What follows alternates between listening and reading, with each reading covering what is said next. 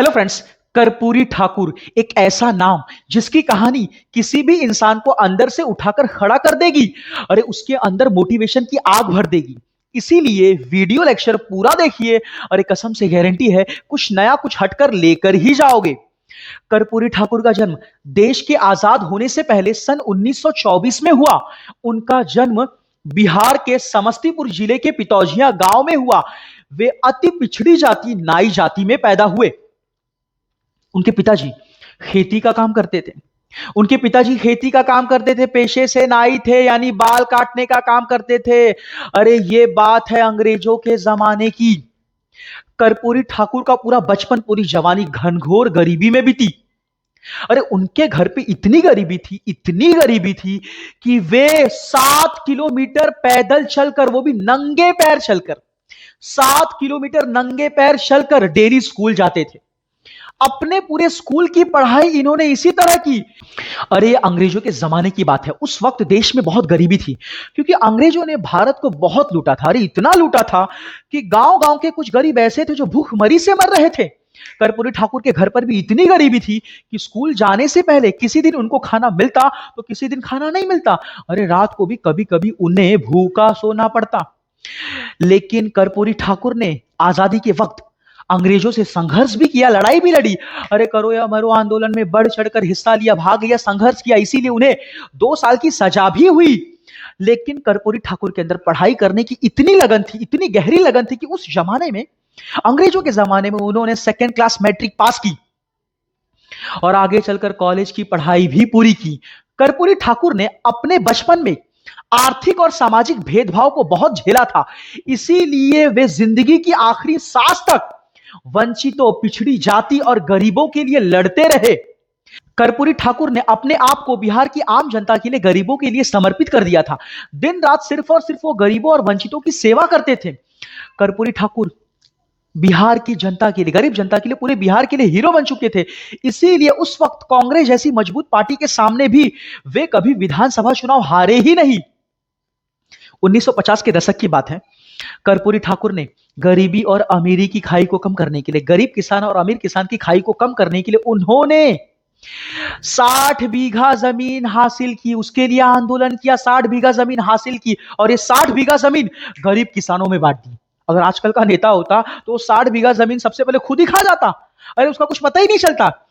उसी दिन से जब 60 बीघा जमीन कर्पूरी ठाकुर ने गरीब किसानों में बांटी, आंदोलन करके, उस 60 बीघा जमीन को हासिल करके, ये उसी दिन से गरीब जनता के मन में, अरे वंचितों के, पिछड़ी जातियों के मन में ऐसा विश्वास बैठ गया कि कर्पूरी ठाकुर के घर पर जाएंगे, उनके दरवाजे पर जाएंगे तो समस्या का समाधान मिलना ही मिलना है।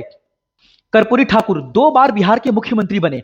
मुख्यमंत्री बनने के बाद भी एक आम आदमी की तरह वे गरीब जनता से मिलते रहे और उनके दुख दर्द दूर करते रहे। जब भी कभी बिहार में कोई छोटी घटना होती, कोई बड़ी घटना होती, अरे सबसे पहले कर्पूरी ठाकुर ही वहां पर पहुंचते। सरकार अपना प्रतिनिधि, रिप्रेजेंटेटिव भेजती, उससे पहले कर्पूरी ठाकुर वहां पर पहुंच जाते और लोगों के दुख दर्द को समझते, उन्हें शेयर करते। कर्पूरी ठाकुर एक कर्मवीर थे। दिन रात सिर्फ और सिर्फ गरीबों और पिछड़ी जातियों की सेवा करने का भूत उन पर सवार था। वे गरीबों के मसीहा थे। ईमानदारी, धैर्य और संकल्प मानो उनकी अपनी जागीर थी। इसीलिए कभी भी किसी ने भी उनकी सादगी और ईमानदारी पर उंगली उठाने का साहस ही नहीं किया। कर्पूरी ठाकुर बहुत महान थे। अरे इसीलिए तो उनको भारत रत्न मिल रहा है। सिर्फ पॉलिटिक्स नहीं, उसके पीछे रीजन भी है कि उन्होंने देश की जनता के लिए, बिहार की जनता के लिए बहुत काम किया। लेकिन इसका प्रभाव पूरे देश पर भी पड़ा।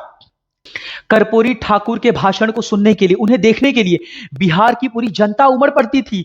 बिहार का बच्चा बच्चा कर्पूरी ठाकुर को जानने लगा था। कर्पूरी ठाकुर का कर्म क्षेत्र भले ही बिहार था, लेकिन उनके कर्मों का प्रभाव, उनके संघर्ष का प्रभाव पूरे देश पर पड़ा। दिल की बीमारी को लेकर डॉक्टर के मना करने के बाद भी वे रुके नहीं। दिन रात सिर्फ और सिर्फ गरीबों और वंचितों की सेवा करते रहे, क्योंकि उनके सर पर, उनके मन पर एक भूत सवार था कि मुझे गरीबों, पिछड़ी जातियों, वंचितों की स्थिति को सुधारना है। क्योंकि मैंने खुद बचपन में गरीबी देखी, मैंने सामाजिक भेदभाव देखा, सामाजिक भेदभाव को झेला, गरीबी को झेला। इसीलिए मैं इस स्थिति को, इस सूरत को बदलना चाहता हूं। ऐसा भूत उनके ऊपर सवार था। इसीलिए उसके लिए दिन रात काम किया। सुबह निकलते थे घर से, सीधे रात को आते थे। सुबह निकलते तो गरीबों से मिलते थे, आम जनता से मिलते थे, उनके दुख को, उनके दर्द को सुनते थे और साथ में दिन रात उसके समाधान के बारे में सोचते रहते थे कि कैसे इनकी स्थिति को सुधारा जाए, ये क्या किया जाए कि इनकी स्थिति सुधरे, कैसे इन्हें इंप्रूव किया जाए, ये सोचते रहते थे। कर्पूरी ठाकुर का पूरा जीवन ही तपस्याओं से भरा हुआ था। वे कभी भी रुके नहीं। इसीलिए कहते हैं कि डॉक्टर आंबेडकर जैसा चरित्र कर्पूरी ठाकुर के अंदर था। डॉक्टर आंबेडकर का चरित्र कर्पूरी ठाकुर के अंदर था। ये डॉक्टर आंबेडकर जैसी लगन उनके अंदर थी। इसीलिए आज कर्पूरी ठाकुर को भारत रत्न दिया जा रहा है। ये भले ही उनका कर्म क्षेत्र बिहार रहा, लेकिन ये उनके कर्मों की गूंज, उनके संघर्षों की गूंज पूरे देश में पड़ी।